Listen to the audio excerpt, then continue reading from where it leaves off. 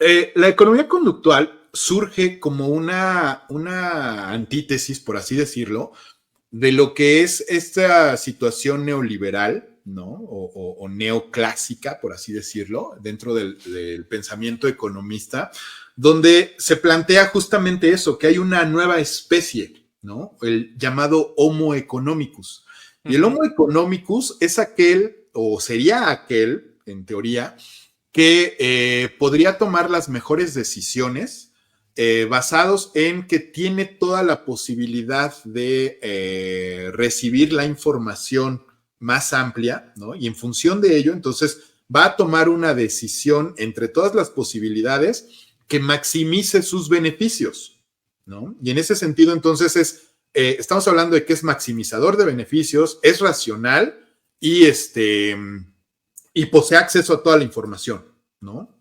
Lo cual, los tres fundamentos, la economía conductual llega y te dice, pues no es cierto. Son falsos. Eh, son cuestionables. Más que Ujú. falseados ya inmediatamente, son muy cuestionables, ¿no? ¿Pudieras Porque darnos un ejemplo de esto? Porque yo lo entiendo, pero aquí nos escucha gente, pues de todo, algunos que ni psicólogos son, pero les interesan estos temas.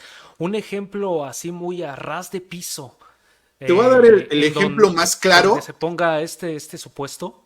y bueno, un ejercicio, a mí me encanta ese ejercicio, se llama la apuesta de Samuelson. La apuesta de Samuelson, bueno, Paul Samuelson fue un economista, premio Nobel, que anduvo en Harvard, y entonces él lo que hizo en esta apuesta es, yo aquí tengo, lo alcanzan a ver, pues es una Ujú. moneda de 10 pesos mexicanos, ¿no? Entonces, en una moneda o cuando implica un llamado volado, lo que estamos haciendo es un evento estocástico, un evento aleatorio, es básicamente probabilidad.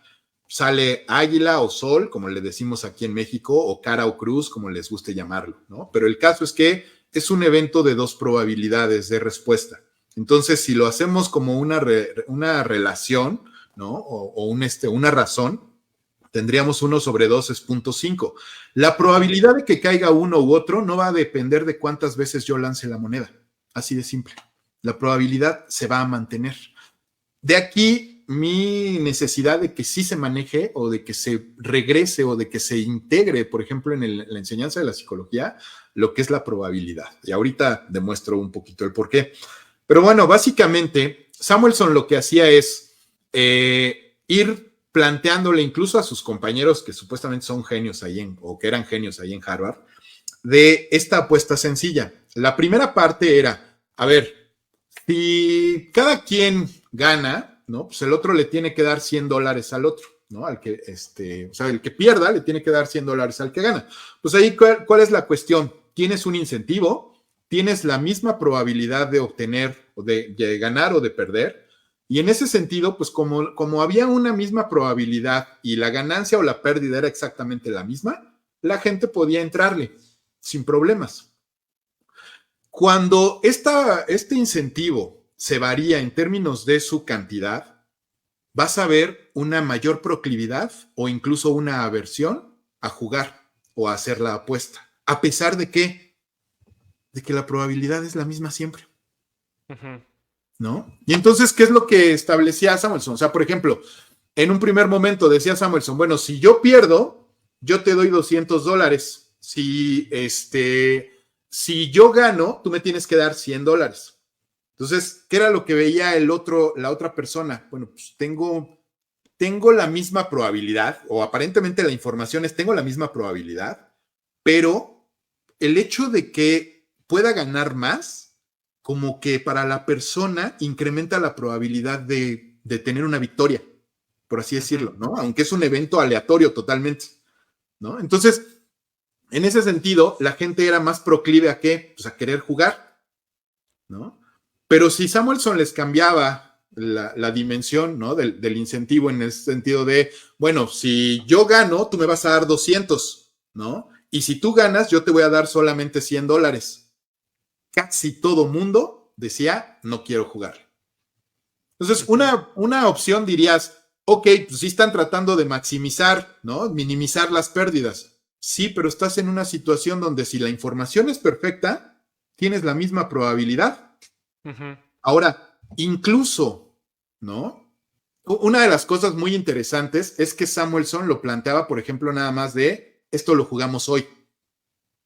Entonces, si esto nada más lo jugamos una sola vez, todavía hay una mayor probabilidad de que la gente, incluso cuando tiene probabilidades de pérdida, o más bien que digamos la condición de pérdida es mayor que la de ganancia, todavía se pueden animar a jugar. Ujú. Pero si yo te digo, vamos a hacer esto mismo todos los días de la semana, ahí es donde la gente ya te dice, no, ya no juego, ya no quiero. Y entonces ahí es cuando viene la parte más interesante. Hasta ahí nada más es un juego de probabilidad y no tiene nada más que ver, ¿no? Pero cuando le pides, a ver, explícame por qué no. Y te dan una serie de explicaciones y ¿Qué tipo de cosas dicen? te lo puedo confirmar porque hasta a mis alumnos se los he hecho. Ujú. Me han dado una de explicaciones que dices, wow, ¿no? O sea, el pensamiento mágico no nos ha abandonado, ¿no? Ujú. O sea, me han dicho cosas como desde, pues es que, bueno, desde idiosincrasia, ¿no? Pues es que a mí no me gusta apostar. Dices, bueno, pues no es propiamente una apuesta, pero bueno, ok, ¿no? Supongamos que creen que la probabilidad es una apuesta, ¿sale? Hasta otros donde te dicen, es que yo he tenido muy mala suerte con esto y entonces le estás atribuyendo a una entidad externa que en el pasado no has obtenido buenos resultados y por ende en este Ujú. presente e incluso en el futuro vas a seguir perdiendo. Eso es pensamiento mágico, básicamente, Sí, ¿no? sí, O sea, sí. algo externo a mí, un locus de control externo, punto. ¿No? No, Entonces, inventado, ¿no? Porque puede haber locus de control externo, pero eso de la suerte, pues eso es. además, ahí es donde falla el asunto de la información, porque la información perfecta sería que todos tuviéramos conocimiento de probabilidad. Ujú. Y la probabilidad por ley de grandes números, si yo me llevo esto de manera diaria, voy a tener, sí, momentos en los que voy a perder más, pero voy a tener momentos en donde voy a ganar más y momentos donde otra vez voy a perder y ganar y voy a pero de tal manera que ¿qué? Que se va a Se llega a estabilizar. cierto equilibrio, ¿no? Exactamente. Ujú. Entonces, si tuviéramos conocimiento de teoría de probabilidad o lo que se llama la ley de los grandes Ujú. números, ¿no? Y eso lo puedes hacer, o sea, ni siquiera tengo que lanzar 10, 100 veces, 1000 veces Ujú. esta moneda, ¿no? Lo puedo hacer con un aleatorizador de números en Excel y te lo grafico. Y Ahora lo bien, ves y tú estás hablando al fin de cuentas de pues conducta económica y estás hablando de fondo de la importancia de las matemáticas. Y sí, tenemos a estudiantes que dicen, yo estudio psicología porque no hay matemáticas. Bueno, ellos creen, ¿no? Que no hay matemáticas. sí, sí, sí. Para cerrar esto y a continuación pasar a las preguntas que haya específicas, eh, ¿cuál sería la importancia dentro de un posible cambio de modificación de plan de estudios? Porque a mí me interesa, aun cuando yo ya no me voy a dedicar a lo académico. Ya estoy ya viejo para dedicarme a lo académico y hasta donde sé la UNAM no te acepta de más de 35 años si no tienes doctorados y un montón de cosas y pues yo no tengo nada de eso, ¿no? Ni la edad tengo ya. Sin embargo, a mí me interesa la disciplina. También para eso tengo esta página y hago estos conversatorios. A mí me interesa que la psicología sea una disciplina respetable, porque en la medida en que sea respetable, pues también uno va a tener, hasta si quieres, hasta más chamba, ¿no? ¿Cuál sería la importancia de integrar estos estudios de probabilidad dentro de un cambio de plan de estudios? Pues yo creo que te permitiría tener una mayor claridad sobre lo que es esta parte del análisis del comportamiento e incluso hasta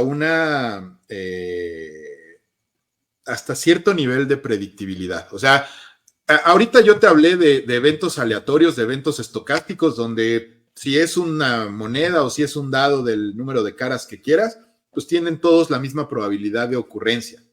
En el caso de los humanos, no nos encontramos con ninguna conducta que pueda ser estocástica en ese sentido. Ujú. Cada conducta va a tener diferentes árboles de decisiones y cada árbol o cada opción de esas decisiones o de esas alternativas va a tener un peso diferente. Pero ese Aún peso así, diferente... tú estarías de acuerdo, perdón, porque si no se me va a ir, ¿tú estarías de acuerdo con el determinismo que la conducta está determinada? ¿O lo No, pondrías en no como duda? tal que esté determinada, no. Sin embargo, muy parecido a lo que dice Cantor con el asunto del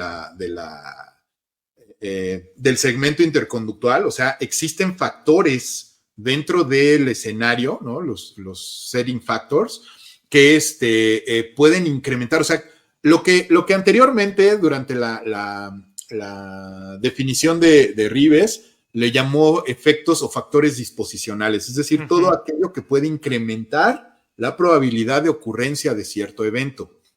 Y nuevamente eso me lleva a este aspecto de la probabilidad, porque como psicólogos hablamos de probabilidades muy laxamente y desde el conductismo, ¿no? O sea, decían en una de los conversatorios previos sobre lo que es el reforzador, ¿no? Y vuelvo a decirlo, ¿no? O sea, ¿cuál es la definición técnica de reforzador? Si te vas al librito de Chance, al de Kasdan o incluso hasta el de Skinner, ¿no? Un reforzador es todo aquel evento que se aplica de manera contingente a una respuesta, va a tener un efecto de incrementar o disminuir, bueno, en este caso incrementar la probabilidad de que la respuesta, ¿no? Vuelva a presentarse en un futuro. Y entonces cuando hablas de probabilidades, pues esto decimos que tiene 0.5 y 0.5, entonces la probabilidad siempre está entre 0 y 1 y nunca existe la probabilidad negativa.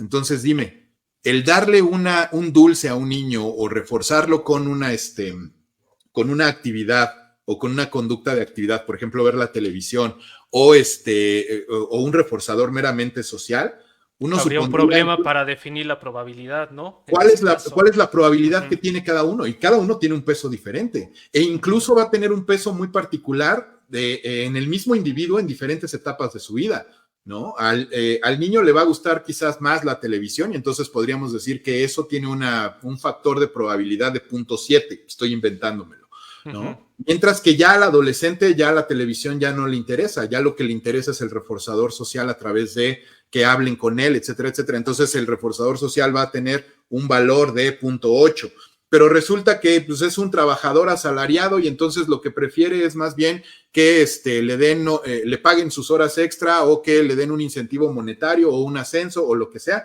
Y entonces ahí el reforzador condicionado del dinero, generalizado aparte, entonces va a tener un mayor peso para lo que va a ser su respuesta o el incremento de su respuesta y eso se convierte en el reforzador. Y esto va a tener un mayor peso que cualquier otro, ¿no? En comparación con que tu gerente se pare atrás de ti, te toque tantito el hombro y te diga, bien hecho, ¿no? O sea, pues eso qué, ¿no? O sea, entonces en ese sentido... Si te dijera qué me dicen cuando me tocan al hombro. No, bueno, eso ya es otra cosa.